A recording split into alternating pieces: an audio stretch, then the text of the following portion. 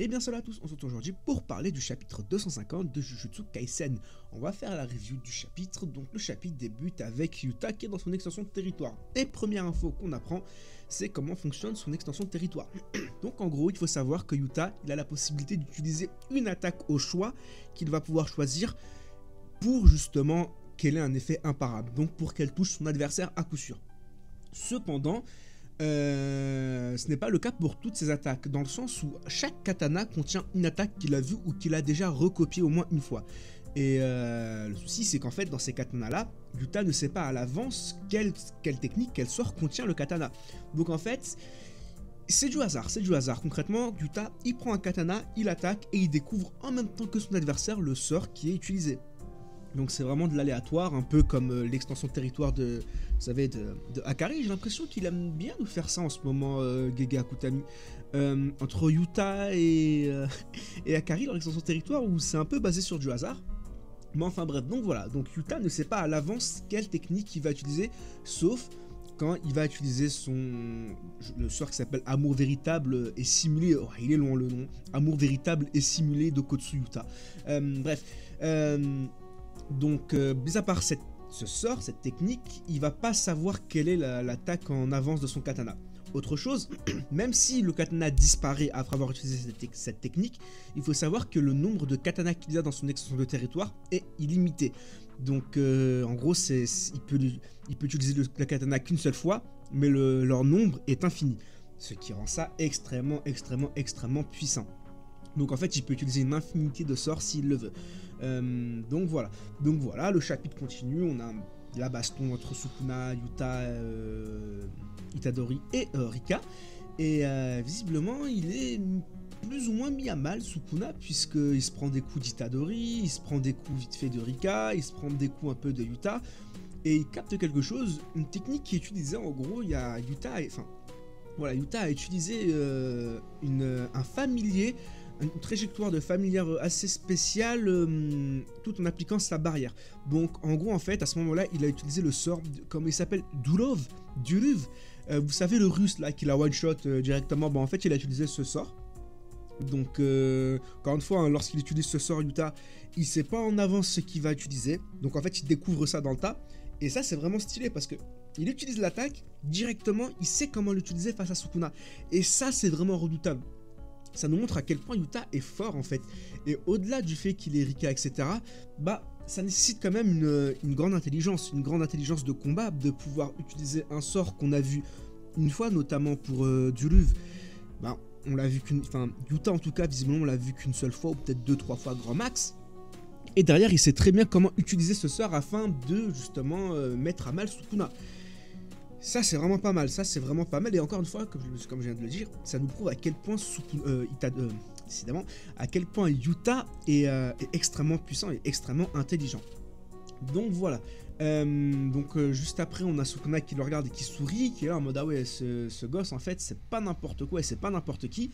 Et au même moment il explique qu'en fait il s'est toujours pas remis de son combat face à Gojo, dans le sens où en fait il est toujours incapable d'étendre son extension de territoire, mais qu'en plus l'effet de son sort d'inversion reste extrêmement lent.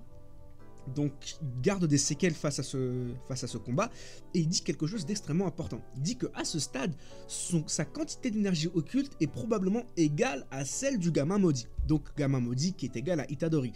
Ce qui veut dire que, en théorie, actuellement Sukuna a plus ou moins la même quantité d'énergie occulte que Itadori. Et ça les gars, ça c'est pas n'importe quoi. Parce que on sait pas à quel point il a de l'énergie occulte là, Sukuna.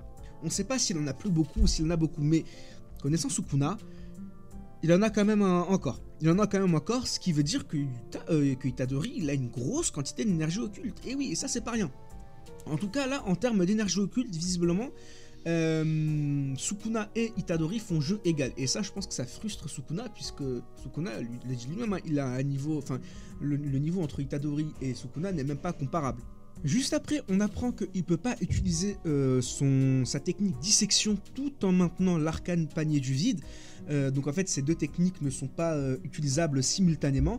Donc ça l'oblige à soit se défendre, soit attaquer, mais il ne peut pas et attaquer et défendre.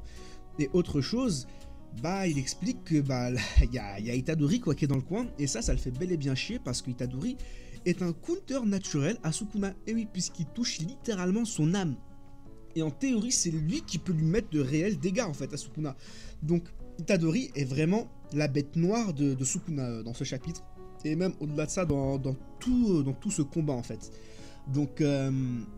Donc voilà, et il explique que là, Itadori en fait, il sent directement la barrière entre l'âme de Sukuna et celle de Megumi. Donc Megumi Fushiguro. Donc littéralement en fait, il est en train de réveiller Megumi tout simplement, en frappant Sukuna. En faisant ça, il réveille Megumi littéralement quoi. Cela perturbe du coup l'harmonie qu'il y a entre le corps de Sukuna et justement Megumi. Donc en faisant ça, on a potentiellement un Megumi qui va commencer à reprendre le contrôle de son corps, et là ça va être compliqué pour Sukuna. Donc vous voyez le scénario venir, hein. Megumi qui va se réveiller et qui va utiliser donc le, comment dirais-je, qui va combattre Sukuna à l'intérieur de Sukuna. Voilà, donc on va avoir ce combat, on va avoir Itadori qui va être à l'extérieur, et vous allez voir, on va avoir Nobara qui va utiliser quelque chose à un moment donné. Bref, ça j'en reviendrai en fin de vidéo. En plus j'ai fait une théorie là-dessus les amis. Autre information importante, Sukuna explique qu'à chaque fois qu'il reçoit un coup de Itadori, son énergie occulte diminue, et le contrôle de ce corps, donc le corps de Megumi au final, s'affaiblit.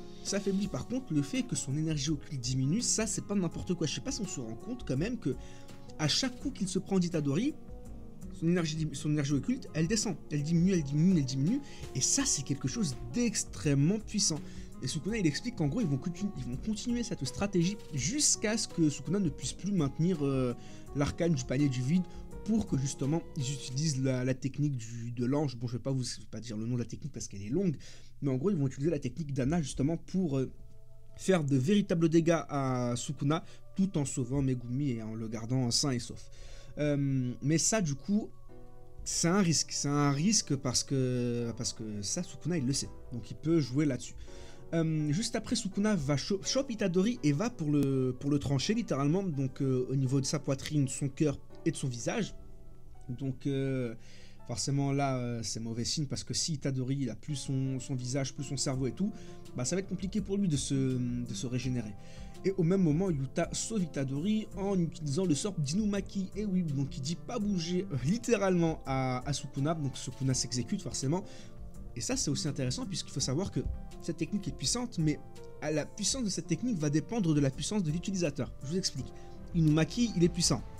Par contre, si Inumaki utilise ce sort sur Sukuna, ça ne va pas marcher, parce que la différence de niveau entre Sukuna et Inumaki est beaucoup trop élevée. Mais pour Yuta, ça marche. Ça veut dire que Yuta s'approche d'une certaine façon de la puissance de Sukuna. Et même si, encore attention, encore une fois, Sukuna là, il est extrêmement nerfé. Il ne peut pas utiliser son objet divin, il ne peut pas utiliser d'extension de territoire, il est affaibli du combat face à Gojo. Il peut pas, ses sorts de, comment dirais-je, sorts de réinversion sont extrêmement diminués et sont devenus très lents à utiliser, du moins à se régénérer. Quoi d'autre, il peut pas utiliser dissection et la technique barrière, la barrière en fait pour ce arcane de barrière pour se protéger simultanément. Bref, on a un Sukuna qui est extrêmement nerf et qui peut pas faire grand chose. Juste après avoir utilisé la technique de Inumaki, littéralement il y a Yuta, désolé, qui prend une épée et qui utilise Fulmination Céleste, voilà, allez, dans Sukuna. Et il y en a Rika qui frappe tout simplement Sukuna. Donc voilà, c'est des petits combats par-ci par-là. Autre chose, il y a un truc que je trouve vraiment stylé et qu'il aime beaucoup faire, qu'il dit en ce moment, c'est faire des personnages qui courent. Il le fait extrêmement bien, et ça en ce moment il le fait de plus en plus, donc voilà, je trouve ça stylé. On sent vraiment la sensation de vitesse, etc. Et juste après, on a Sukuna qui utilise la dissection. Donc il a arrêté d'utiliser la barrière de l'arcane, et là il utilise vraiment dissection sur Yuta et Itadori. Donc les deux se font toucher de plein fouet, et derrière il propulse je ne sais où Rika.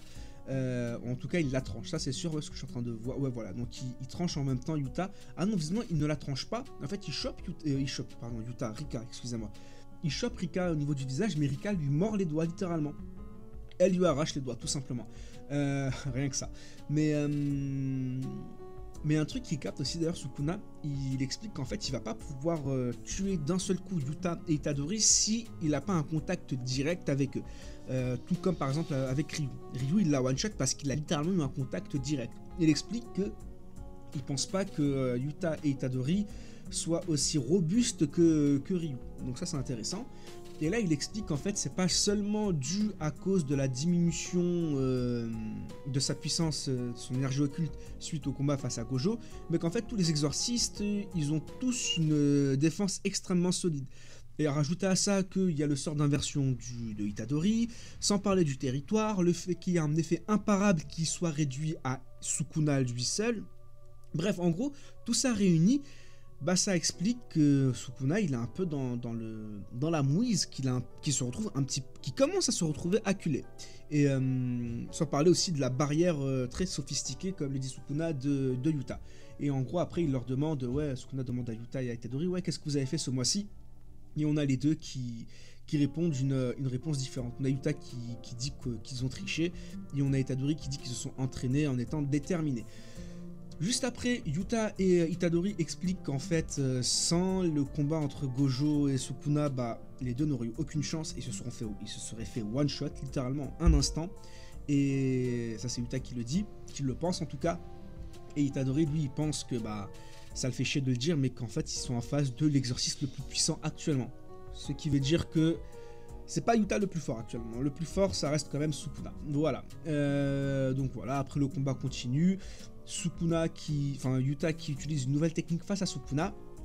La technique, les dés sont jetés. Donc à ce moment-là, en fait, il utilise de la clairvoyance. Donc en fait, c'est la technique du peintre, vous savez, Charles. Donc voilà. Et derrière, on a Itadori qui continue à lui mettre des coups.